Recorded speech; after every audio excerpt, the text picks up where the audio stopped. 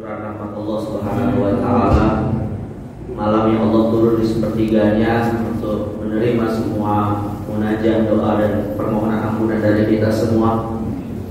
Malam yang diberkahi dengan turunnya para malaikat Allah Subhanahu wa taala yang menaungi kita dengan sayap-sayapnya, dan malam yang insyaallah kita senantiasa berharap mudah-mudahan Allah istiqomahkan kita dengannya senantiasa beribadah hingga akhir hayat kita, mengikuti perintah Allah Subhanahu wa taala, wa'bud rabbaka hatta ya'tiyakal yaqin, sembahlah Tuhanmu hingga datang al-yakin kepada kita semua. Dan alhamdulillah pada malam hari ini kita juga sudah masuki malam yang menurut kebanyakan para ulama sangat besar dan potensial adanya Lailatul Qadar. Karena malam ini kita ada di malam yang ke-27 dari bulan Ramadan, di mana Nabi SAW bersabda, "Man kana mutaharriyan falyataharriha fis sabi wal 20 min Ramadan." Barang siapa ingin mencari Lailatul Qadar, maka carilah pada malam yang ke-27 dari malam Ramadan. Walaupun yang jadi persoalan juga jemaah sekalian, kalau kita bicara 10 hari terakhir Ramadan, ini sebenarnya hitungannya dari akhir Ramadan atau dari awal Ramadan? Karena teman-teman Muhammadiyah itu sudah menginformasikan dan merilis bahwa Idul Fitri tahun ini di hari Jumat. Artinya kalau Idul Fitrinya di hari Jumat, berarti mereka puasanya itu hanya 29 hari. Kalau puasanya 29 hari, berarti 10 harinya itu hari ini sudah malam yang ke-8 ya. Sudah malam yang ke-8. Kalau dihitung dari akhir Ramadan, berarti sekarang mereka sudah malam yang ke-8 ya. Tapi para ulama sih semuanya sepakat dengan sekalian bahwa penghitungan 10 hari terakhir Ramadan itu dimulai dari awal Ramadan. Terlepas nantinya kita akan mendapatkannya itu sebanyak 10 hari atau 9 hari ya, artinya tetap hitungannya adalah dari awal Ramadan. Dan alhamdulillah di Indonesia semua ormas Islam yang mayoritas umat Islam ya, terlepas adanya kelompok-kelompok yang lain ya, alhamdulillah awal Ramadannya disepakati. Artinya kita hari ini bersepakat sudah memasuki malam yang ke-27 dari malam-malam Ramadan ya.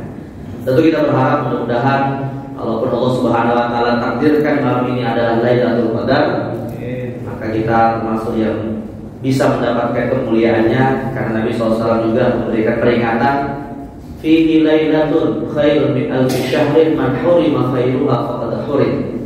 Di dalam Ramadan itu ada satu malam yang sangat mulia lebih daripada 1000 bulan. Barang siapa tidak mendapatkan kemuliaannya, maka sungguh dia telah merugi. Dan alhamdulillah juga jemaah sekalian, para ulama juga semuanya sepakat bahwa orang yang mendapatkan Lailatul Qadar itu tidak disyaratkan harus merasakannya. Tidak disyaratkan kita dapat Lailatul Qadar itu ada semacam perasaan akan tanda-tanda khusus. Karena bisa jadi Pak, dari awal Ramadan sampai hari ini kayaknya sih malam Ramadan sama aja. Kecuali kalau ada orang-orang yang mungkin diberi taufik oleh Allah, diberi Allah SWT perasaan ada hal-hal yang menarik, hal yang unik dari satu malam di antara malam-malam yang lain. Tapi kalau menurut saya jemaah sekalian, yang paling selamat itu malah yang merasakan apa Pak? Yang paling selamat itu yang gak merasakan kok malam ini apakah ada rasa beda dengan malam sebelumnya gitu ya. Kenapa? Ada dua hal ya, alasannya kenapa kok kemudian yang lebih selamat itu malah yang tidak merasakan apa-apa ya. Yang pertama adalah agar kita ini tetap menganggap setiap malam Ramadan itu malam mulia. Kita akan menganggap dari awal Ramadan sampai akhir Ramadan itu memang semuanya adalah ampunan, rahmat, dan semuanya adalah kemuliaan dari Allah Subhanahu wa taala. Jadi kita tidak hanya memilih malam-malam tertentu saja untuk beribadah. Ya, kita tidak hanya menjadi witri ya, orang-orang yang mencari malam ganjilnya saja. Cukuplah ganjil genap itu di jalanan Jakarta aja. Kalau kita mau ganjil, mau genap, semangat ibadahnya nggak luntur. Ya. Sebagaimana nanti kita kalau sudah ditinggalkan Ramadan, ya tetap ibadahnya juga maksimal. Tidak hanya Ramadan ini saja, ibadahnya hanya di bulan Ramadan saja. Ya. Jadi ini hal yang pertama, yang mana kalau kita kemudian beribadah di bulan Ramadan, ya tanpa harus tahu bagaimana Lailatul Qadar itu dirasakan, insya Allah setiap orang yang bisa beribadah di bulan Ramadan, setiap malamnya pasti dapat Lailatul Qadar. Insya Allah ya. Dan yang kedua ya sekalian, manfaatnya juga kalau kita tidak mengetahui tanda-tanda Lailatul Qadar adalah hati terjaga dari riya. Ya, hati terjaga dari penyakit yang bisa membatalkan ibadah kita, pahalanya di sisi Allah Subhanahu wa taala. Karena kalau seandainya kita merasakan Lailatul Qadar itu, fitnahnya lebih besar, ujian Allah lebih besar bagi kita. Ya, orang yang merasakan, oh tadi malam kayaknya ibadahnya lebih khusyuk, ibadahnya lebih semangat, ibadahnya lebih rasanya itu beda dengan yang lainnya, akhirnya besok siangnya cerita-cerita. Pas cerita akhirnya apa yang terjadi? Ya udah sia-sialah amal ibadah. Ya, karena Allah SWT melarang kita menceritakan apa yang kita lakukan dari ibadah yang sudah kita lakukan. Allah berfirman, "Wala tubtilu", Allah mengatakan dalam Al-Qur'an, "La tubtilu shadaqatikum bil manni wal azan." Jangan batalkan sedekah yang sudah engkau tunaikan itu dengan cara bil manni. Al manni itu artinya menyebut-nyebut setelah kita beramal. Ya, nah, maka kalau kita kemudian tidak merasakan apa-apa, itu malah lebih baik daripada merasakannya. Gitu. Dan para ulama juga memakruhkan ya sekalian. Para ulama memakruhkan kalau ada orang yang merasakan adanya Lailatul Qadar itu dia cerita-cerita. Ya, walaupun bahkan dalam satu riwayat dikatakan para sahabat Nabi itu sampai ke bawah mimpi Lailatul Qadar itu ya sekalian. Ya, dan akhirnya Nabi SAW mengakui bahwa Lailatul Qadar bisa diketahui di dalam mimpi mereka, tetapi tetap kalau bisa kemudian dirahasiakan untuk diri pribadi saja. Yang miriplah jemaah sekalian seperti orang yang mungkin merasa mendapatkan karamah dari Allah. Ya. Karamah itu bagi seorang muslim wajib kita yakini. Sebagaimana kita meyakini adanya mukjizat. Ya, mukjizat itu untuk Nabi, karamah itu untuk para wali, irhas untuk orang-orang yang dimuliakan oleh Allah meskipun bukan bagian dari golongan para wali. Kita yang wajib yakin jemaah sekalian adanya karamah, adanya mukjizat itu wajib yakin. Tapi karamah ini jika kita kemudian mendapatkannya, jika Allah memuliakan kita dengan suatu karamah misalnya, maka para ulama katakan sebaiknya sembunyikan. Ya, untuk dirinya sendiri saja. Dan biarkan saja kalau seandainya memang Allah berkehendak akan diketahui oleh orang lain nanti setelah kita meninggal. Ya, makanya para ulama kita Pak seperti mazhab Imam Malik itu mengatakan menyebut seseorang itu sebagai wali itu perkara yang makruh. Walaupun kita tahu Pak bahwa seseorang itu betul-betul punya karamah gitu ya. Itu menyebut-nyebutnya sebagai wali fulan itu sesuatu yang makruh. Tunggu sampai dia meninggal baru kita sebut walinya. Ya, tunggu sampai dia meninggal baru kita bisa ceritakan bagaimana karamahnya dan lain-lain.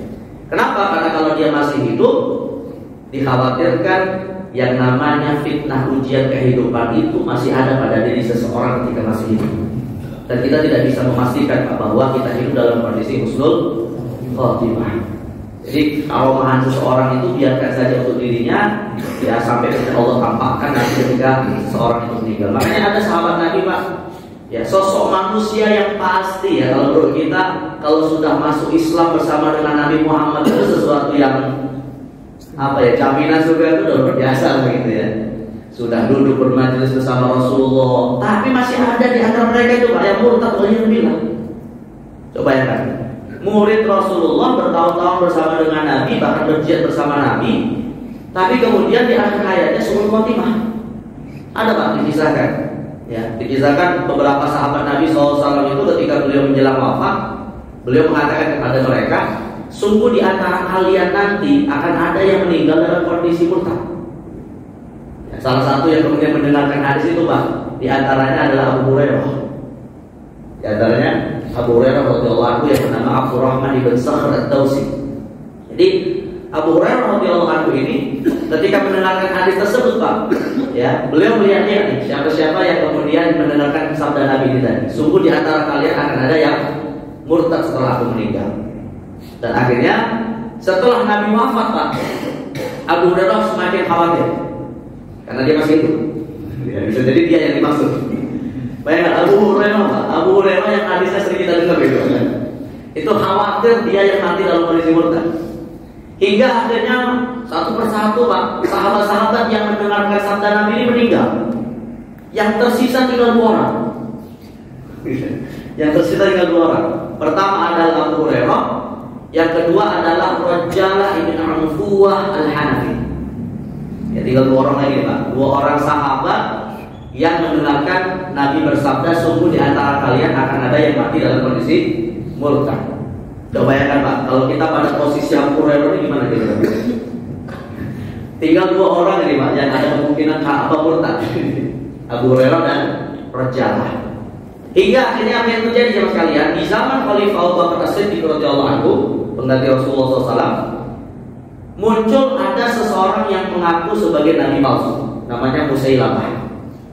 Ya, Musailamah berasal dari Bani Hanifah. Saat itu berkuasa di satu wilayah, sekarang wilayah Najd, namanya Yamamah.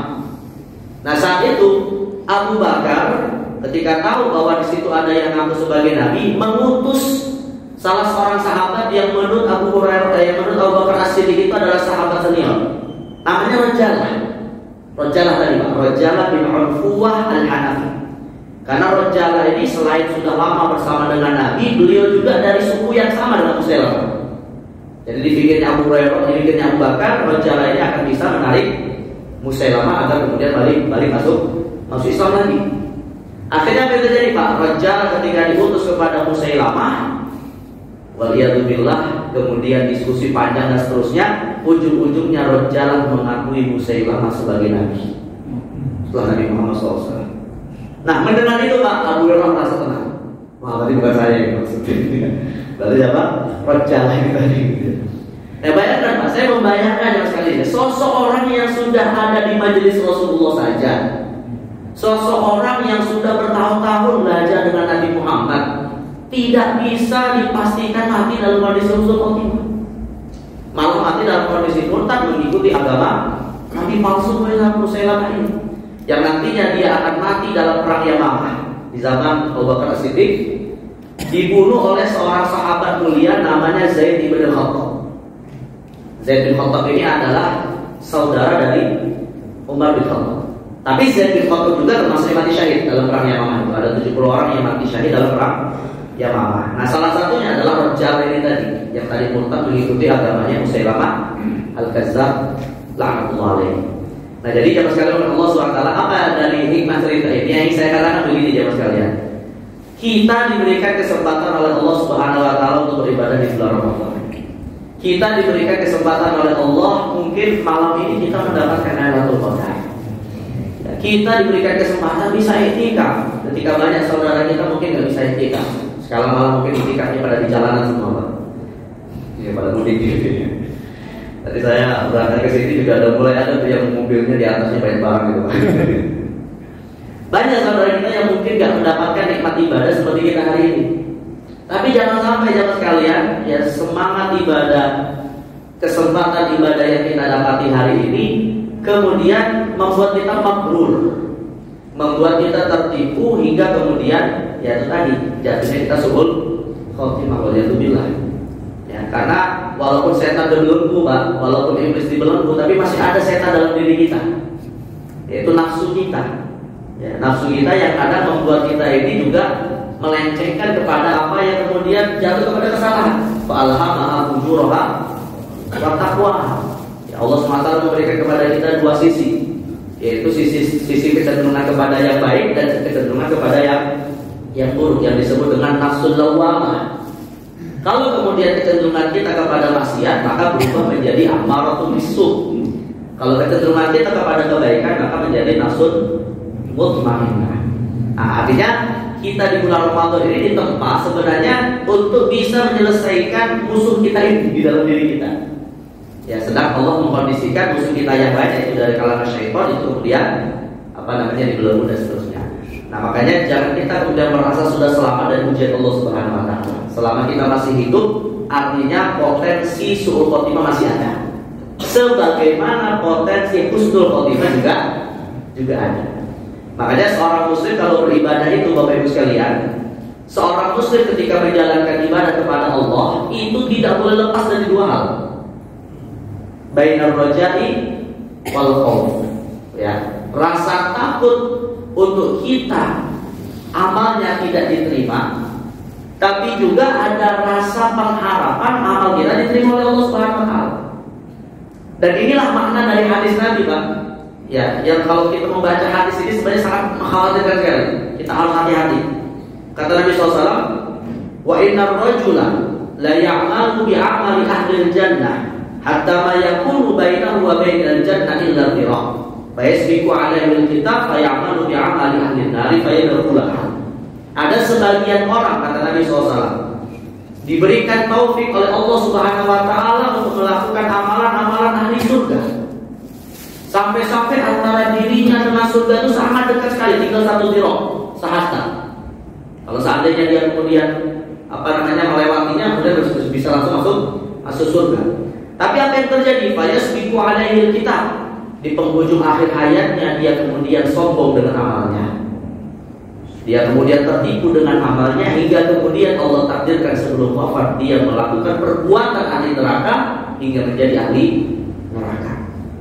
Tapi di sisi yang lain, Mas kalian, wa innar rajula la ya'malu bi 'amali ahli an-nar hatta ma yakunu bainahu wa bainan nar illa dhira'. Fa yasbiqu 'alaihi al-kitabu fa ya'malu bi 'amali ahli al-jannah fa yadkhuluha. Dan ada sebagian orang yang sudah diberikan oleh Allah takdirnya atau sudah ditetapkan dia melakukan banyak amalan-amalan ahli neraka, tapi kemudian dia tidak berputus asa dari rahmat Allah Subhanahu wa taala. Seperti cerita tentang orang yang membunuh 99 orang, datanglah kepada seorang rohibnya bilang, "Lah ada pintu taubat bagi dirimu, dibunuh sekalian." Hingga akhirnya yang terjadi, dia datang kepada seorang alim, si alim ini bilang, "Ya masih ada kesempatan untuk taubat, tapi harus pindah ke tempat yang lain." Di tengah jalan kemudian ditakdirkan dia meninggal, tapi dia membawa kematian yang di dalam dirinya tidak ada rasa putus asa dari rahmat Allah Subhanahu wa taala. Meskipun belum beramal sedikit pun, Pak. Karena dia baru hijrah saja. Akhirnya apa yang terjadi? Ketika dia tidak berputus asa dari rahmat Allah, dia berusaha memperbaiki dirinya, akhirnya ditakdirkanlah dia kemudian melakukan amalan ahli surga dan akhirnya mati dalam kondisi menjadi ahli surga. Jadi hadis ini menjelaskan kepada kita jemaah sekalian, hati-hati dengan umur. Ya. Makanya di antara doa kita itu apa? Kalau kita sebelum membaca salam, Allahumma inni a'udzubika min 'adzabi jahannam wa min 'adzabil qabri wa min syarri fitnatil mahya wal mamat. Di antara yang kita mohon perlindungan kepada Allah selain kita minta perlindungan dari azab neraka, azab kubur dan dari dari dajjal, kita minta perlindungan dari fitnatil mahya wal mamat, yaitu ujian kehidupan dan ujian kematian. Karena kita tidak tahu penghujung hidup kita ini adalah dalam kondisi usul khotimah atau suul khotimah. Ya. Maka seorang muslim ketika beribadah di bulan Ramadan dan ibadah-ibadah lainnya, hakikatnya dia harus memposisikan dirinya antara berharap pahalanya diterima, tapi juga dia jangan sampai kemudian sombong dan akhirnya kemudian tidak ada rasa takut Allah tidak menerima ibadahnya. Nah inilah yang mungkin perasaan yang harus kita tampakkan ketika kita sudah berada di penghujung Ramadan. Ya, perasaan yang harus kita semakin kuatkan di dalam hati kita ketika kita berada di penghujung Ramadan. Yang bisa beribadah dari awal Ramadan dan istiqomah sampai hari ini, alhamdulillah ya Mas kalian. Ya. Tapi juga jangan kita pahami begini, Pak. Ada sebagian orang memahami kayak ini, hadis ini tadi ya. Misalnya ketika dia membaca hadis ini, akhirnya dia berargumentasi, udahlah nggak apa-apalah, saya nggak perlu memulai ibadah ketika masih muda, gitu kan, ketika masih panjang umur. Biar nanti aja lah kalau sudah tua kemudian baru ibadah. Lalu ada pepatah mengatakan apa? Muda-muda poya-poya, tua kaya raya, mati masuk surga. Kan ada ungkapan kayak gitu kan? Muda-muda poya-poya, tua-tua kaya raya, kemudian nanti masuk surga. Pertanyaannya jemaah sekalian, siapa yang menjamin kita dikasih umur tua kita bisa ibadah? Artinya, kalau memang sudah ada kesempatan untuk beribadah, jangan melihat umur. Ya. Dan juga jemaah sekalian, ini hikmahnya. Kenapa surga itu bertingkat-tingkat? Kenapa surga itu tidak hanya satu tempat saja, ada tingkatannya berbeda? Karena jelas jemaah sekalian, orang yang beribadah dari sejak kecil, ya seperti kita yang beribadah dari sejak awal Ramadan dan istiqomah hingga akhir hayat, itu nanti nilai dan tingkatan surganya beda dengan mereka yang baru beribadah menjelang akhir Ramadan. Meskipun memang yang masih dapat kesempatan di akhir tetap dapat kemuliaan. Makanya di dalam hadis Nabi SAW disebutkan ada dua kelompok yang Rasul lihat, yang Rasulullah sebut umurnya beda. Yang dua kelompok ini dua-duanya mendapatkan perlindungan nanti di hari kiamat, ketika di hari mahsyar. Ya, pertama di antaranya adalah apa? Syabun nasya'a fi ibadatillah. Pemuda yang dia tumbuhnya itu selalu beribadah kepada Allah Subhanahu wa taala. Artinya Allah memberikan kemuliaan khusus juga kepada orang yang dari kecilnya sudah bisa ibadah. Tapi di sisi yang lain Allah juga memberikan kemuliaan kepada seseorang yang rajulun mu'allafun qalbuhu bil masajid. Seorang laki-laki, seorang yang mungkin sudah berumur tapi hatinya selalu terpaut kepada masjid. Nah, ini hadis ini paling disenangi oleh pensiunan, Pak. Ya, sudah tahu pokoknya. Dan ada kerjaan lagi, akhirnya aktifnya di masjid. Yang penting hatinya kebal di masjid. Alhamdulillah. Tapi siapa yang menjamin ya mas kalian kita pensiun bisa ikut dekat dengan masjid? Ya masih muda ini ya, walaupun ini cita-cita luar biasa. Ini cita-cita luar biasa ya mas kalian. Ya cita-cita orang yang bekerja biasanya ingin pensiunnya dekat dengan masjid gitu ya. Tapi pertanyaannya siapa yang menjamin hal tersebut? Karena banyak juga orang yang sudah tua tapi hatinya nggak kepau juga ke masjid gitu. Banyak juga gitu. Sebagaimana orang yang kemudian sudah hampir berumur tua menjelang pensiun pada Allah meninggal. Nah maka di sisi yang lain ada motivasi kita tetap ibadah dari sejak masih muda. Tapi di sisi yang lain kalau memang kemudian waktu mudanya waliyadzubillah kita belum sempat mendapatkan kesempatan ibadah, selama masih ada kesempatan umur maka di masa tua pun tidak ada yang kemudian kata terlambat. Nah karena itulah yang namanya ibadah di dalam Islam itu tidak dilihat umur sebenarnya. Mau muda mau tua semua berkesempatan untuk bisa memperbaiki diri dengan ibadah kepada Allah Subhanahu wa taala.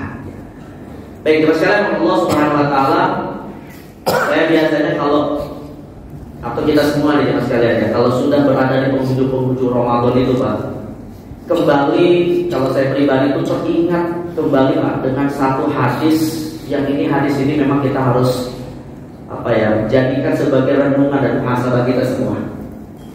Mungkin kita semua sudah pernah mendengarnya Pak, mungkin dari awal Ramadan mungkin para asatidzah sudah menyampaikannya kepada kita, tapi untuk mengingatkan kembali. Dalam suatu hadis disebutkan bahwa Nabi Muhammad SAW itu pernah tiba-tiba beliau mengucapkan kata amin sebanyak 3 kali di hadapan para sahabat. Amin itu Pak, kalau dalam bahasa Arab namanya disebut dengan ismul fi'li. Kalau kita sedikit belajar bahasa Arab ya, ada istilah ismul fi'li. Jadi ismul fi'li itu artinya adalah kata benda tapi mengandung makna kata kerja. Termasuk di antara ismul fi'li dalam bahasa Arab itu hayya 'alas shalah. Itu kata benda, tapi dia memiliki makna kata kerja. Jadi amin itu adalah kata benda yang memiliki makna kerja. Maknanya adalah istajib doa. Terimalah doa kami. Nah, Nabi Muhammad SAW itu jangan sekalian dalam suatu kesempatan beliau tiba-tiba mengucapkan kata amin sebanyak 3 kali. Amin, amin, amin. Nah, para sahabat yang mendengar itu ya kemudian merasa keheranan. Ini kenapa tiba-tiba beliau mengucapkan kata amin gitu kan? Akhirnya Nabi menceritakan atani Jibril, telah datang kepadaku malaikat Jibril yang menyampaikan kepadaku 3 doa. Lalu aku amini doa beliau. Aku amini doanya malaikat Jibril. Bayangkan mas kalian, doanya datang dari Sayyidul Malaikah. Doanya disampaikan oleh penghulunya malaikat Allah, malaikat yang paling utama. Malaikat yang secara khusus Allah istimewakan ketika Lailatul Qadar dengan disebut kalimat ar-ruh. Tanazzalul malaikatu war-ruh. Kata para ulama yang dimaksud ruh di sini adalah malaikat Jibril. Doa datang dari malaikat yang paling utama, malaikat Jibril. Diamini oleh Sayyidul Khalaiqi wal Bashar, manusia yang paling mulia, manusia yang paling utama. Doanya datang dari malaikat yang utama yang mengamini manusia yang paling utama. Kira-kira doanya mustajab loh. Yang nggak dilakukan sangat mustajab sekali. Ya. Dan doa ini Pak di dalamnya luar biasa. Ada satu kabar gembira sekaligus satu peringatan untuk kita semua di dalam doa tersebut. Apa doanya? Yang pertama ketika doa tersebut yang diambil oleh Nabi Muhammad, kata malaikat Jibril alaihissalam, Raghima anfu rajulin laqiya abawaihi aw ahadahuma hayyan wa lam yudkhilahul jannah. Kata malaikat Jibril, merugilah seseorang yang diberikan kesempatan untuk bisa bertemu dengan kedua orang tuanya, atau satu di antara mereka dalam kondisi hidup di dunia, tetapi pertemuan itu tidak membuat sang anak masuk surga karena menyia-nyiakan kesempatan berbakti kepada orang tua. Dan yang kedua, akhirnya Nabi SAW mengatakan, amin, ya Allah kabulkanlah doanya malaikat Jibril. Yang kedua, wa raghima anfu rajulin dzukira ismu indahu wa lam yusalli 'alaika. Dan merugilah seseorang yang namamu wahai Muhammad disebutkan di hadapannya, tapi dia tidak mau mengucapkan Allahumma shalli ala Muhammad. Dia enggan bersolawat kepada dirimu wahai Muhammad. Akhirnya kemudian Nabi menjawab, amin. Yang ketiga, kata malaikat Jibril, wa raghima anfu rajulin laqiya Ramadan tsumma salaqa wa lam yughfar lahu. Dan merugilah seseorang yang diberikan kesempatan untuk bisa bertemu dengan Ramadan, tapi ketika Ramadan nanti meninggalkannya, Allah tidak berkenan mengampuni dosa-dosanya. Nah, kita sudah merasa dapat ya, di malamnya ke-27 ini tinggal tersisa 3 hari ini. Adakah ada kesempatan kita sudah bisa mendapatkan ampunan Allah Subhanahu wa Ta'ala? Karena malaikat Jibril mengatakan, celakalah yang bertemu Ramadan dikasih umur panjang, tapi kemudian Allah tidak berkenan mengampuni dosanya. Waliyadzubillah. Artinya hadis ini menjelaskan kepada kita jemaah sekalian, ada di dalamnya busyra, tapi juga di dalamnya ada suatu inzar. Ada kabar gembira sekaligus peringatan. Kabar gembiranya apa jemaah sekalian? Kabar gembiranya adalah bahwa kita ini masuk surga Allah, tujuannya atau kita ini bisa masuk surga Allah itu caranya dengan bisa mendapatkan ampunan Allah Subhanahu wa Ta'ala. Dan wasilah untuk bisa mendapatkan ampunan Allah itu yang paling utama ada 3 tadi. Pertama adalah orang tua. Makanya dalam hadis dikatakan ridho fi ridhol walidain wa sukhullah fi sukhil walidain. Ridho Allah ada pada ridho orang tua dan murka Allah ada pada murka orang tua. Yang kedua ada pada sholawat Rasulullah, karena kita mengikuti risalahnya, dan sholawat itu sendiri maknanya adalah rahmat Allah. Makanya ketika Allah berfirman, innallaha wa malaikatahu yusholluna 'alan nabi, sesungguhnya Allah dan para malaikat yang bersolawat kepada Nabi. Para ahli tafsir mengatakan solawat manusia kepada sesama manusia itu maknanya permohonan doa kepada Allah. Tapi solawat Allah kepada manusia itu ada 3 makna. Kata Imam Ibnu Qayyim al-Jauziyah dalam kitab Jalalatul Afham, solawat Allah kepada manusia itu ada 3 makna: ar-rahmah wal maghfirah wat tsana. Al-rahmah wal maghfirah wat tsana, yaitu ampunan dari Allah, cucuran rahmatnya, dan pujian dari Allah Subhanahu wa Ta'ala. Dan kita hari ini, Pak, kita detik ini dapat sholawat Allah. Karena kata Nabi SAW, wal malaikatu tusalli 'alaihi ma dama fi musallah ma lam yahdus. Ya, dan malaikat Allah senantiasa bersolawat kepada orang-orang yang berada di dalam masjid selama dia tidak berhadas. Artinya malaikat bersolawat kepada kita, dan tentunya Allah bersolawat kepada kita di dalam masjid ini ketika kita berada di dalamnya selama belum berhadas. Makanya hadas kecil itu, Pak, hadas kecil itu pembatal sholawat malaikat atau penghenti sholawat malaikat. Tapi hadas besar pembatal i'tikaf. Oh ya, perbedaannya Pak. Kita yang sedang i'tikaf hari ini, kalau kita tidur di masjid, tadi tidur itu hadas ya? Tidur itu hadas kecil. Ya, kecuali kalau tidurnya ini mimpi basah lah. Bukan kehujanan Pak, mimpi basah ya. Apa tidur mimpi basah itu? Keluar air mani, ya. Tidurnya itu menghentikan sholawat malaikat, tapi tidak membatalkan i'tikaf. Sedangkan mimpi basah membatalkan i'tikaf, karena tidak boleh orang yang berada dalam masjid itu dalam kondisi berhadas besar. Nah, Ketika kita masih dalam kondisi suci dari hadas besar ataupun hadas kecil, maka sholawat Allah dan malaikatnya terus mengalir kepada kita. Dan sholawat tadi maknanya ada 3 tadi: ampunan, rahmat, dan pujian dari Allah SWT. Termasuk nanti, masya Allah ya. Ketika kita nanti kemudian makan sahur, apa kata Nabi SAW? Innallaha wa malaikatahu yusholluna 'alal mutasahhirin. Allah dan malaikatnya bersolawat kepada orang yang makan sahur. Luar biasa nih Pak, ini kita di masjid sudah dapat sholawat, makan sahur pun nanti dapat sholawat dari Allah Subhanahu Wa Taala. Siapa yang tidak mau dapat ampunan dan rahmat Allah sekali dipuji oleh Allah? Yang puji siapa? Allah Rabbul Alamin. Ya, siapa yang tidak mau dipuji oleh Allah Subhanahu Wa Taala? Ya, maka sholawat Nabi Muhammad itu yang nanti akan menyebabkan kita mendapatkan sholawat dari Allah, itu pun bagian dari kita bisa mendapatkan surga Allah Subhanahu Wa Taala. Dan yang ketiga, itu tadi adalah kita bertemu dengan Ramadan, dan dengan ibadah Ramadan itu kita mendapatkan ampunan Allah. Karena tujuan kita beribadah itu jemaah sekalian sebenarnya cuma satu aja Pak. Kita ini beribadah itu cuma satu tujuannya, merayu agar Allah mau mengampuni kita. Sebab tidak ada orang yang bisa masuk surga nanti di hari akhir itu kecuali kalau dia dapat rahmat dan ampunan Allah, bukan karena amal kita. Amal kita itu jemaah sekalian, kata Nabi SAW, surga itu mahal.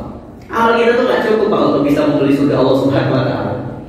Ya, makanya Allah memberi kita Lailatul Qadar untuk bisa menyayangi ibadah orang-orang terdahulu. Ya, seperti Nabi Nuh dan kaumnya yang bisa hidup sampai 900-an tahun. Gak bisa kita saingi ibadah mereka. Kita diganti oleh Allah dengan Lailatul Qadar yang pahalanya lebih baik daripada 1000 bulan. Ini catatannya jemaah sekalian, bukan setara dengan 1000 bulan Pak, lebih baik daripada 1000 bulan. Kalau lebih baik itu berarti berapa nilainya? 4 hingga. Ya Allah itu nggak tahu. Allah maha berkenan mau melipat gandakan sampai nilai yang kita tidak tahu batasnya berapa. Makanya Allah memberi kita suatu kesempatan itu, bahkan kesempatan yang kita nggak bisa bayangkan. Karena lebih baik daripada 1000 bulan, bukan setara dengan 1000 bulan. Tapi sekali lagi jemaah sekalian, ibadah yang kita lakukan ini sebenarnya sekali lagi nggak bisa dalam tanda kutip membeli surga. Makanya Nabi Muhammad mengatakan dalam hadis riwayat Imam Muslim ya, kata Nabi SAW, la yudkhilukumul jannata amalu. Tiadalah seorang di antara kalian itu masuk surga dengan amal solehnya. Bukan karena amal soleh kita masuk surga Allah. Makanya dalam akidah Ahlussunnah, itu dikatakan begini Pak. Adakhallallahu al-jannata ahlal jannah bi rahmatihi wa adakhallallahu ahlan nar an-nara bi adlihi. Itu akidah Ahlussunnah wal Jamaah yang bertentangan dengan paham Mu'tazilah. Jadi kalau Ahlussunnah wal Jamaah meyakini Allah memasukkan ahli surga ke dalam surga itu murni atas rahmatnya, atas fadlu minallah, atas karunia Allah, atas pemberian cuma-cuma dari Allah. Dan Allah memasukkan ahli neraka ke dalam neraka atas dasar keadilan Allah. Beda dengan paham Mu'tazilah sekalian. Kalau orang-orang Mu'tazilah itu meyakini Allah memasukkan ahli surga ke dalam surga karena wajib. Dan Allah memasukkan ahli neraka ke dalam neraka ya karena wajib juga. Jadi mereka mewajibkan atas Allah, ya, mereka mewajibkan atas Allah memasukkan ahli ibadah ke dalam surga dan memasukkan ahli maksiat ke dalam neraka. Itu keyakinan Mu'tazilah yang ditentang oleh kebanyakan para ulama. Ya. Sebab dengan keyakinan seperti ini Pak, mereka lancang kepada Allah Subhanahu Wa Taala. Lancangnya apa? Mereka menganggap bahwa ibadah yang kita lakukan inilah yang menjadikan kita masuk surga. Ya, akhirnya kemudian mereka meyakini bahwa yang masuk surga hanya yang ahli ibadah. Tapi sebaliknya Pak, mereka menolak keyakinan syafaat gara-gara ini. Jadi orang-orang Mu'tazilah itu nggak percaya dengan syafaat. Karena bagi mereka masuk ahli maksiat itu harus masuk neraka, nggak boleh dapat syafaat. Gitu. Kalau dia dapat syafaat berarti Allah tidak sesuai dengan janjinya. Padahal kita Ahlussunnah meyakini Pak, ahli maksiat selama di dalam hatinya masih ada iman, ahli maksiat meskipun di dalam dia tidak pernah berbuat amal soleh, selama hatinya masih meyakini keesaan Allah, masih bisa kemungkinan dapat syafaat menjadi ahli surga. Makanya nanti di hari kiamat itu Pak, syafaat terakhir itu diberikan oleh siapa? Kalau syafaat pertama kan Nabi Muhammad SAW. Yang terakhir siapa? Allah. Nah, syafaat itu banyak sekali. Ada syafaat Rasulullah, ada syafaat orang tua kepada anak, anak kepada orang tua, syafaat para orang yang mati syahid, syafaat Al-Quran, syafaat saudara. Nah, kita insya Allah sesama saudara Muslim ini nanti di hari kiamat akan saling memberi syafaat. Al-akhillahu yawma idzin aduwwu al-akhillahu ba'dhum li ba'din al-akhillahu yawma idzin ba'dhum li ba'din aduwwun illa muttaqun. Kata Allah Subhanahu wa taala, orang-orang yang bersahabat dekat di dunia nanti di hari kiamat akan bisa menjadi musuh antara satu di antara mereka kecuali orang yang bertakwa. Akan bisa saling membela, saling memberi bantuan dan saling memberi syafaat untuk memasukkan saudaranya ke dalam surga. Dan syafaat yang terakhir siapa yang kalian? Syafaat yang terakhir adalah syafaatnya Arhamur Rahim, yaitu syafaatnya dari Allah Subhanahu wa taala. Yang kata Nabi Muhammad SAW dalam hadis riwayat Imam Muslim, nanti akan ada orang-orang yang disebut dengan Jahannamiyun, alumni neraka Jahannam. Jahannamiyun, alumni neraka Jahannam. Alumni. Di training dulu di neraka dengan maksiatnya.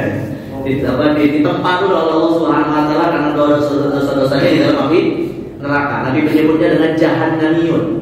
Yang mana mereka ini lam ya'malu bi'amalin shalihin qattu, tidak pernah sedikit pun melakukan amal soleh, tetapi hatinya masih terdapat misqala dzarratin min iman. Dalam hatinya masih ada sedikit dari iman pada Allah Subhanahu wa taala. Allah keluarkan dia di hari kiamat nanti dari api neraka bi syafaatihi syafaatu arhamir rahimin. Syafaat dari sang paling pemberi kasih, yaitu Allah Subhanahu wa taala. Tapi Nabi gambarkan, Pak, alumni neraka Jahannam ini, kata Nabi SAW, ketika nanti dikeluarkan dari api neraka Jahannam, seandainya ia dibangkitkan di tengah umat manusia di dunia ini, seluruh manusia akan mati dalam satu waktu juga. Karena saking ngerinya melihat alumni neraka Jahannam. Ada yang Pak yang ingin masuk neraka dulu jadi alumni neraka Jahannam? Kondisinya kayak gini tadi. Kalau kita tidak, kalau kita berharap untuk apa? Kalau kita tetap berharap masuk surga tanpa hisab, tidak mau kita masuk neraka walaupun hanya sedetik saja. Ya, kita masuk surga harus tanpa hisab. Dan kita kalau minta surga, kata Nabi SAW, idza sa'altumul jannah fas'alil firdaus. Kalau kalian minta surga, minta yang paling tinggi, surga firdaus. Karena seandainya Allah tidak beri yang di atasnya bagi surga, paling tidak kita dapat emperannya lumayan. Ya, jangan kita berpikir yang penting masuk surga. Ya, kalau yang mengatakan yang penting masuk surga, di bawahnya neraka, itu jadi masalah. Tapi kalau kita minta surganya firdaus, Pak, minimal dapat emperannya, alhamdulillah. Nah, itu namanya motivasi dari Nabi SAW. Ya. Dan orang yang bisa masuk surga tanpa hisab, apa ciri-cirinya ya sekalian? Apa Pak ciri-cirinya? Orang yang masuk surga tanpa hisab.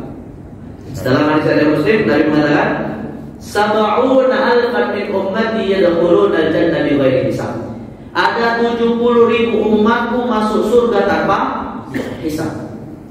Tapi kalau kita hitung-hitung, Pak, 70.000 itu memang kita masih dapat tiketnya, Pak. Sahabat Nabi aja, Pak, itu jumlahnya kata Imam Asy'ari 124.000. Sebanyak jumlah para nabi. Kalau Rasul 313 orang, Rasul 313, Nabi 124.000. Itu jumlah sahabat Nabi, Pak, ketika Nabi wafat. Ketika Nabi Muhammad SAW wafat, jumlah sahabat Nabi SAW dari yang sejak wafat sampai yang masih hidup itu jumlahnya totalnya 124.000.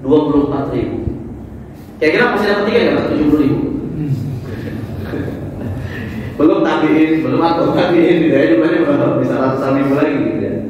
Maka ketika Nabi berkata seperti itu, Pak, tiba-tiba ada sahabat namanya Ukasyah bin Muhsan.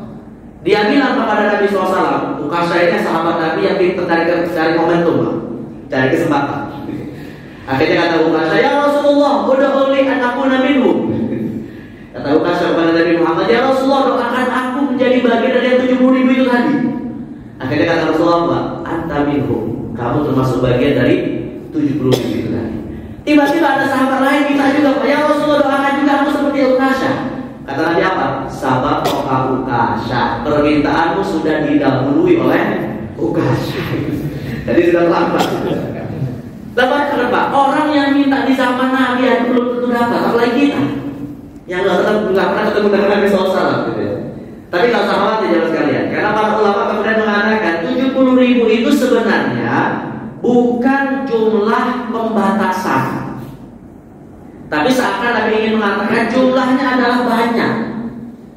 Nabi Muhammad itu kan disebutkan dalam riwayat Pak, istighfar beliau sehari semalam ya kadang 70, kadang 100. Apakah kemudian istighfar Nabi itu harus maksimalnya 100 Pak? Nggak lebih dari itu? Ya, bisa lebih dari itu. Tapi Nabi SAW mencontohkan banyak-banyaklah istighfar. Maka sebagai ulama ada yang mengatakan 70.000 itu tadi itu sifatnya hanya untuk menyebutkan jumlah yang banyak. Yang penting itu adalah sifatnya. Yang penting itu karakteristiknya. Yang penting itu kriterianya. Siapa yang masuk kategori 70.000 masuk surga tanpa hisab kita. Akhirnya Rasul mengatakan kriterianya ketika ditanya para sahabat, mereka adalah wa humul ladzina la yatatayyarun wa 'alallahi yatawakkalun. Yaitu mereka yang senantiasa tidak pernah tatayyur dan hidupnya selalu bertawakal kepada Allah. Dan satu bentuk tawakal itu Pak, seperti yang kita rasakan akhir Ramadan ini. Di antara tawakal yang harus ada di akhir Ramadan ini adalah apa? Yang tadi saya katakan. Ibadah kita harus dalam posisi bainal khaufi war raja. Antara berharap Allah menerima dan khawatir Allah menolaknya. Itulah tawakal. Ya, tawakal itu bukan hanya kita mau dapat istri tawakal. Kalau istiqomah bukan itu aja. Tawakal itu bukan hanya dalam urusan dunia. Bukan hanya ketika kita bekerja lalu kemudian kita tawakal hasilnya kepada Allah Subhanahu wa taala. Tawakal itu bukan hanya itu aja, itu tawakal ya. Tapi tawakal itu juga jangan sekalian adalah ketika kita beribadah, selesai ibadah kita serahkan kepada Allah. Ya, kita tidak bisa memastikan ibadah kita diterima atau ditolak, udah serahkan saja kepada Allah Subhanahu wa taala. Nah, kalau ibadah kita sudah seperti ini jemaah sekalian, maka insya Allah kita masuk surga tanpa hisab. Dan tidak punya keyakinan di dalam dirinya tatoyur. Tatoyur itu apa jemaah sekalian? Tatoyur itu artinya adalah menyandarkan takdir yang merupakan hak prerogatif Allah, menyandarkan urusan nasib yang itu adalah urusan Allah, tapi disandarkan kepada kejadian alam yang tidak ada kaitannya sama sekali. Itu namanya tatoyur. Misalnya apa jemaah sekalian? Pas kita mau keluar rumah Pak, ya tiba-tiba kita melihat ada burung terbang ke arah kiri. Nah, kira-kira apa dalam hati kita muncul? Pas kita lagi bawa mobil motor, tiba-tiba nabrak kunci. Nah, kira-kira apa yang dalam hati kita? Apa yang terjadi dalam hati kita? Was-was nggak? Ya apa sih yang gitu ya? Kayak ada nasi burung atau apa ya? Kita pas lagi mau berangkat kerja, tiba-tiba ada cicak jatuh di atas kepala kita. Nah, ini apalagi misalnya Pak, kalau di perkantoran di Jakarta dan di kota-kota penyangganya, lift gedung itu tidak ada nomor 4 sama nomor 13. Saya kemarin pada tahun awal akhir Ramadan, akhir tahun Masehi Pak, di bulan Desember, saya diminta untuk ngisi kajian akhir tahun di salah satu bank syariah ya, daerah Dato Subroto sana. Terus pas masuk situ di liftnya itu nggak nomor 13 nomor 4. Nggak nomor 13 nomor 4. Jadi pas saya ceramah tentang masalah muhasabah akhir tahun, akhirnya saya bilang, Pak ini kan bank syariah, ini kan bank syariah. Kok bisa saya bilang? Bank syariah kok percaya nggak ada lift nomor 13? Tapi akhirnya mereka bilang gini Pak, wah ini Ustaz ini ini kita nyewa bukan kantor kita gitu. Dan ini punya orang Cina non Muslim kemudian disewa, ya akhirnya ya kayak gitulah liftnya nggak ada nomor 13, nggak ada nomor 4 gitu. Ya saya katakan kalau seandainya ini yang bangun orang Islam dia percaya bahwa nomor lift 13 dan nomor 4 itu adalah nomor kesialan, nah ini siap-siap nggak masuk surga tanpa hisab ya. Karena orang yang seperti ini menyandarkan sesuatu yang terkait dengan nasib yang merupakan hak Allah kepada sesuatu yang ada kaitannya. Beda kalau ada kaitannya Pak. Kalau ada kaitannya memang kita nggak ada masalah. Itu namanya sunnatullah. Kita menyandarkan adanya air hujan karena sebab munculnya apa? Mendung. Itu nggak ada masalah. Karena memang bisa diukur dengan ilmu. Tapi kalau misalnya Pak urusan rezeki jodoh dengan urusan nomor 13 itu apa hubungannya? Kan nggak ada hubungannya. Nah maka yang seperti ini namanya disebut tatoyur. Dan tatoyur itu termasuk penghalang kita bisa masuk surga tanpa hisab. Tapi kadang Pak, tatoyur itu sesuatu yang sulit dihindari.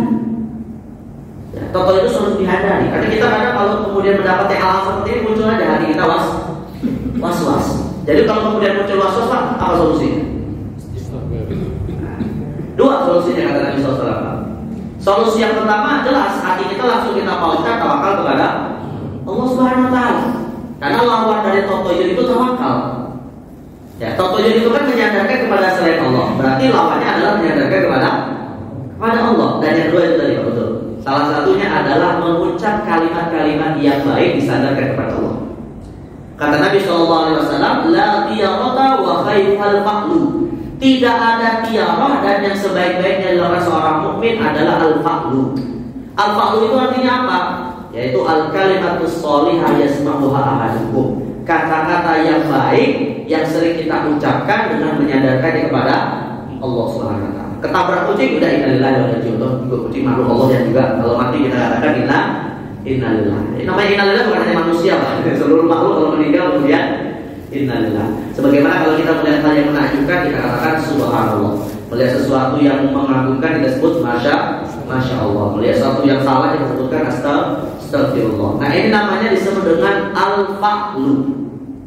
Disebut dengan al-fa'lu. Jadi al-fa'lu itu diambil kata tafa'ul. Tafa'ul itu maknanya adalah suatu ungkapan optimisme yang menyandarkan hanya kepada Allah Subhanahu Wa Taala. Nah, inilah orang-orang yang kemudian mendapatkan jaminan surga tanpa hisab Allah Subhanahu Wa Taala. Dan salah satunya adalah ketika dia beramal, dia bertawakal menyerahkan hasilnya hanya untuk Allah Subhanahu Wa Taala. Nah, jadi kembali kepada doa malaikat Jibril tadi, Pak.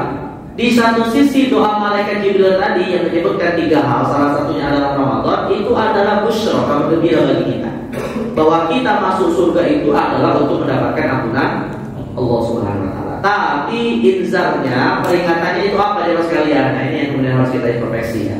Inzarnya adalah Nabi SAW menyebutkan merugilah mereka yang ketika diberikan kesempatan Ramadan tapi kemudian Allah tidak berkenan mengampuni dosanya. Dan itu kembali kepada kita semua. Apakah kita betul-betul bisa memanfaatkan sisa waktu yang ada ini dengan maksimal menjalankan ibadah, atau malah kemudian kita mengabaikannya dan mensia-siakannya hingga rasa-rasanya kita layak untuk tidak mendapatkan ampunan Allah Subhanahu Wa Taala. Jadi mudah-mudahan di sisa hari yang ada di bulan Ramadan ini kita berharap kepada Allah Subhanahu Wa Taala, Allah menerima semua amal ibadah kita hingga detik akhir dari Ramadan. Di sisi yang lain juga kita khawatir mudah-mudahan Allah selain tetap menerima juga jangan sampai menolak semua apa yang sudah kita usahakan, semua yang sudah kita lakukan demi untuk mendapatkan ridha Allah Subhanahu Wa Taala. Dan tentunya Pak, salah satu tolak ukur Ramadan kita berhasil atau tidak adalah lihat nanti setelah Ramadan. Apakah pendidikan Ramadan masih membekas di dalam diri kita minimal 6 bulan setelahnya, karena 6 bulan berikutnya biasanya para salafus saleh kita kemudian bersiap untuk menyambut Ramadan yang akan datang. Dan mudah-mudahan kita termasuk orang-orang yang diberikan kesempatan untuk bisa bertemu dengan Ramadan yang akan datang, diberikan banyak umur, karena di antara orang yang kata Nabi SAW yang paling baik itu adalah khairukum man tala umruhu wa hasuna amaluhu. Orang yang terbaik di antara kalian yang diberikan kesempatan panjang umur, dan dalam panjang umur itu amalnya selalu baik di sisi Allah Subhanahu Wa Taala. Baik, mungkin yang bisa disampaikan mas kalian. Juga nanti ada yang mulai. Kalau masih ada waktu mungkin yang mau bertanya silakan. Yang mau bertanya iya, Ibu dulu. Ya. Bapak-bapak yang mau bertanya silakan Pak. Di belakang Pak. Bismillahirrahmanirrahim. Assalamualaikum warahmatullahi ta'ala wabarakatuh. Terima kasih atas waktunya berjamaah. Satu hal saya ingin tanya mengenai tatayur tadi, apakah keyakinan seseorang yang selama ini ada di tengah-tengah kita mengenai bulan Kapit atau bulan Dzulqa'dah, di mana orang banyak istilahnya itu menghindari untuk mempunyai hajat besar, apakah itu termasuk juga tatayur Ustaz? Demikian dari saya. Wassalamualaikum warahmatullahi wabarakatuh. Waalaikumsalam. Tadi bulan Dzulqa'dah Pak ya? Bulan Dzulqa'dah ya? Dzulqa'dah. Namanya apa? Tradisinya Kapit. Kapit. Di situ nggak nikahin, nggak. Sebenarnya ini masuk kategori tatayur Pak. Kecuali ya mas kalian ya, adanya adanya penyandaran hal yang baik dan buruk kalau dia disandarkan kepada dalil yang jelas itu bukan tatoyur. Tapi kalau tidak ada dalil yang jelas itu bisa masuk kategori tatoyur. Misalnya sekalian, para ulama mensunnahkan Pak. Para ulama mensunnahkan pernikahan itu dilakukan di bulan Syawal di hari Jumat. Karena apa alasannya? Tafaulan bi fi'lin Nabi SAW, untuk bisa mencontoh teladan Nabi Muhammad SAW. Artinya ada semacam tabaruk di situ, ada semacam pengharapan barokah memilih bulan Syawal ya untuk kemudian kita melakukan hal-hal yang baik. Dan Nabi SAW juga menyebutkan dalam hadis kan dalam hadis disebutkan Allah Subhanahu wa taala itu memberkahi fi bukuriha, memberkahi waktu pagi umat Islam. Nah, artinya jemaah sekalian, penyandaran hal baik dan buruk kalau itu ada dalilnya itu tidak masalah, itu bukan tatoyur, itu masuk dalam kategori iman kepada yang gaib. Tapi kalau seandainya tidak ada Pak, maka dia masuk kategori tatoyur. Jadi untuk kita bisa membedakan ya, untuk kita bisa membedakan penyandaran kepada sesuatu itu terkait dengan urusan gaib, ya, apakah itu dibolehkan atau tidak, apakah itu masuk kepada kategori iman kepada yang gaib dengan tatoyur, maka kembali kepada apakah ada dasar dalilnya dari Al-Quran dan Sunnah. Kalau tidak ada dalilnya, maka dia masuk kategori tatoyur. Kalau dulu bangsa Arab Pak, kalau dulu bangsa Arab menganggap bulan Sial itu bulan Safar. Ya, bulan kedua dari penanggalan Hijriah, Muharram, Safar. Makanya Nabi SAW mengatakan la Safara wala qiyarata wala hammah wa firra minal majzumi kama tafiru minal asad.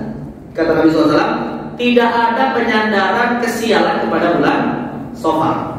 Tidak ada juga adwa, tidak ada juga penyakit menular yang menular karena dirinya sendiri kecuali karena Allah. Dan tidak ada penyandaran kepada burung. Tetapi Nabi tetap mengatakan dan larilah dari penyakit menular sebagaimana kita lari dari kejaran singa. Artinya Nabi SAW memerintahkan kita berikhtiar dan tidak boleh menyandarkannya kepada hal-hal yang ada kaitannya. Jadi Nah, pertanyaannya apakah kemudian keyakinan sebagian orang terkait dengan bulan Dzulqa'dah itu adalah bulan sial, maka di situ tidak menikah dan lain-lain ya? Ada dasarnya atau tidak? Wallah, sepengetahuan saya Pak, ada dasarnya. Nah, maka dia bisa masuk kategori tatayyur. Tapi kalau ada dasarnya, dan biasanya yang ada dasarnya ini Pak, yang biasanya ada dasarnya itu sesuatu yang masuk kategori baik. Kayak tadi misalnya ya, pernikahan di bulan Syawal, pernikahan di hari Jumat ya. Atau misalnya sifatnya peringatan. Ya, misalnya peringatan adalah rumah yang tidak pernah dibacakan ayat Al-Quran, maka di situ akan menjadi tempat bersarangnya setan dan jin misalnya. Nah, itu hal-hal seperti ini tentunya kan dasarnya ada dalilnya pada Nabi SAW. Maka itu tidak masuk kategori tatayyur. Nyi Roro Kidul Pak di pantai mana? Pantai selatan. Itu tatayyur atau iman pada gaib? Tatayyur. Tapi kalau iblis singgah sananya di laut, tatayyur atau iman kepada gaib? Gaib. Bila perbedaannya mana? Ini masalahnya dalam hadis disebutkan Nabi Muhammad mengatakan bahwa iblis itu singgah sananya, arasnya itu di dalam laut. Itu ada hadis dari Muslim. Ya, dan setiap hari iblis ini menerima laporan anak buahnya, Pak. Dalam hadis dari Muslim dikatakan iblis ini setiap hari menerima laporan anak buahnya yang berhasil menggoda umat manusia. Dan semua yang dilaporkan oleh anak buahnya dari golongan syaitan itu tadi Pak, dianggap kecil oleh iblis kecuali satu. Ya, akhirnya godaannya ini membuat dia mudah didekatkan oleh iblis kepada dirinya. Apa itu? Ketika seorang syaitan itu berhasil mencerai-beraikan antara suami dan istri. Akhirnya syaitan iblis kemudian mendekatkannya ke dalam singgasana. Nah, jadi artinya untuk bisa membedakan antara iman kepada yang gaib dengan perkara tatayyur, kembalikan kepada dalil Al-Quran dan Sunnah. Kenapa? Karena dalam Sunnah itulah yang menjadi informasi kita mana yang wajib kita yakini dan mana yang tidak boleh kita yakini. Jadi, wallah menurut saya tadi dikatakan ini masuk kategori tatayyur. Tapi kalau misalnya begini Pak, bulan Dzulqa'dah adalah bulan kita optimis memperbanyak amal soleh. Karena itu adalah salah satu 4 bulan haram. Tatayyur bukan? Bukan. Kenapa? Karena memang bulan Dzulqa'dah adalah bulan haram. Ya, di antara 4 bulan yang lain, maka kita optimis melakukan banyak aktivitas yang kebaikan. Ya, tapi kalau kemudian itu jadikan bulan pesimis melakukan kebaikan, nah itu dari masuk kategori tatoyur. Ya, Allah bisa begitu. Lagi Bapak yang bertanya silakan.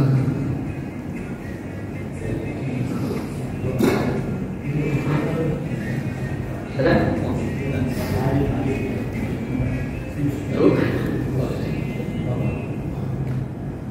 Masih Pak Ustaz mewakili SNI. Singkat saja Pak Ustaz ya. Ini kan kita mau menghadapi Idul Fitri. Kita kan namanya khususnya Indonesia Pak Ustaz. Jadi kalau kita di rumah itu kan kita sungkem sama orang tua aja cuci kaki Pak Ustaz. Itu tadi sih apanya bahasa kakinya di situ. Jadi itu yang orang Jawa yang kalau di bawahnya itu. Itu kira-kira gimana Pak Ustaz? Kira-kira kalau ada bilang itu termasuk haram atau bagaimana itu Pak? Terima kasih Pak. Baik Pak. Pertama begini Pak, tidak semua tradisi di masyarakat itu bertentangan dengan syariat. Itu dulu yang harus kita pahami Pak. Karena ketika Islam turun, tradisi yang dikonfirmasi oleh Islam itu ada 3. Pertama Islam menolaknya, kedua Islam menciptakan tradisi baru, dan yang ketiga Islam memperbaikinya. Jadi jangan kita memahami yang namanya tradisi masyarakat pasti bertentangan dengan Islam. Itu dulu ya. Dan yang kedua, ketika ada suatu tradisi masyarakat seperti bermaaf-maafan dan saat Idul Fitri, membersihkan kaki orang tua ketika Idul Fitri dan lain-lain. Kan ada juga Pak, sebagian orang bilang yang namanya maaf-maafannya ngapain dibatasi Idul Fitri? Nah itu kan tradisi saja Pak. Ya, artinya yang namanya tradisi selama tidak bertentangan dengan syariat maka hukumnya adalah boleh. Itu kaidah asalnya. Nah, tapi kalau kemudian ada unsur bertentangan dengan syariat, nah barulah kemudian kita katakan itu yang tidak boleh. Nah, sekarang pertanyaannya jawab sekalian, bermaaf-maafan itu ada unsur bertentangan dengan syariatnya? Tidak ada. Sama seperti Pak, tradisi sebelum Ramadan kemudian ada apa namanya? Ziarah kubur itu ya, apa istilahnya bahasa? Kalau misalnya, silakan saja Pak. Itu hanya memilih momentum waktu saja. Ya, selama tidak ada pelanggaran syariat, maka hukum asalnya adalah boleh. Nah, sekarang kembali kepada pertanyaan. Kalau kemudian mencuci kaki orang tua, Pak, ada nggak unsur pelanggaran syariatnya? Ada nggak? Nggak ada. Lantas apa yang kemudian melanggar gitu kan? Kecuali sama sekalian, kecuali kalau sampai sujud meletakkan daging di kaki orang tua. Nah itulah yang kemudian melanggar syariat. Itu pun pelanggaran syariatnya Pak tidak sampai jatuh kepada kesyirikan. Dosanya hanya haram saja. Makanya sujud kepada makhluk itu jemaah sekalian. Sujud kepada makhluk itu ada 2 hukum. Bisa hukumnya haram, bisa hukumnya syirik. Setiap syirik adalah haram, tapi tidak setiap haram otomatis syirik. Kenapa Pak? Karena kalau sujud kepada makhluk itu otomatis syirik, berarti syariat umat terdahulu juga ada yang membolehkan syirik. Waliyadzubillah nggak mungkin. Ya, malaikat sujud kepada Adam, keluarga Nabi Yusuf sujud kepada Nabi Yusuf. Artinya kalau kita katakan sujud kepada makhluk itu otomatis syirik Pak, nggak mungkin itu dibolehkan dalam syariat umat terdahulu. Dan tidaklah sesuatu dibolehkan pada umat terdahulu kecuali pasti itu tidak sampai kepada level syirik. Kecuali keyakinan kepada yang disujudi itu untuk disembah. Nah barulah di situ jatuh kepada kesyirikan. Nah jadi yang saya jelaskan begini Pak, tradisi sujud di depan orang tua selama tidak meyakini yang disujudi itu adalah seseorang yang wajib disembah, maka itu haram tapi tidak syirik. Tapi kalau sampai menyembahnya lainnya menyembah Tuhan, maka disebut syirik. Nah, sedangkan kalau hanya sekedar mencuci kakinya, Pak, itu hanya tradisi saja dan tidak ada unsur kesyirikannya, maka hukum asalnya boleh. Tapi kebolehannya, Pak, disyaratkan 3 hal. Saya tulisin ya. Disyaratkan 3 hal. Yang pertama adalah hal-hal yang tadi masuk kategori tradisi seperti ini tidak melanggar syariat, dibolehkan. Yang pertama tidak ada unsur pelanggaran syariat. Dan tadi kita sudah sepakati Pak bahwa mencuci kaki orang tua tidak ada unsur pelanggaran syariat. Yang kedua jemaah sekalian, tradisi ini bukan sesuatu yang dihukumi wajib.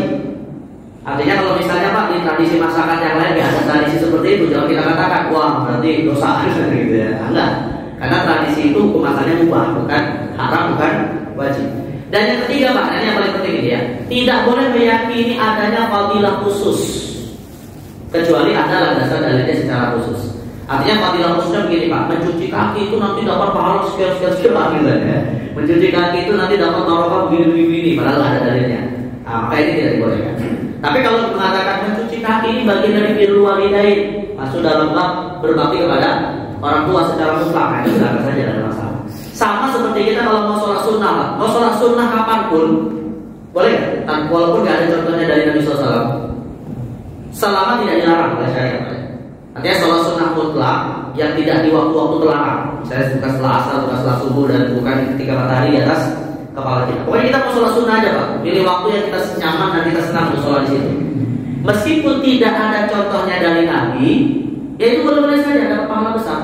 Tapi dengan syarat yang tadi 3 ini tadi, tidak ada unsur pelanggaran syariat, tidak dianggap wajib, dan yang ketiga tidak ada keyakinan fadilah khusus. Fadilahnya hanya bersifat umum saja, bahwa itu adalah amalan yang memang dianjurkan untuk kita perbanyak lakukan. Begitu juga dengan bantu orang tua dan seterusnya. Jadi kesimpulannya boleh-boleh saja, kalau saya nggak ada masalah.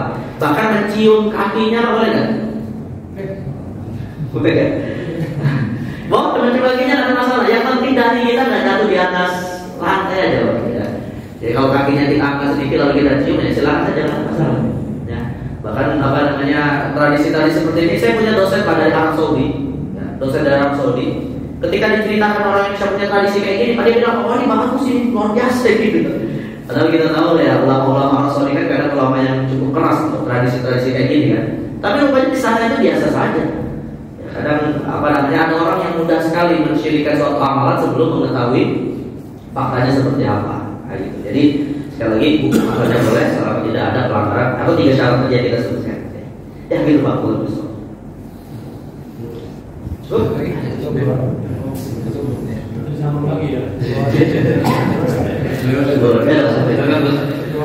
Baik, kita sempurnakan ngajar kita pada ini waktunya malam atau subuh.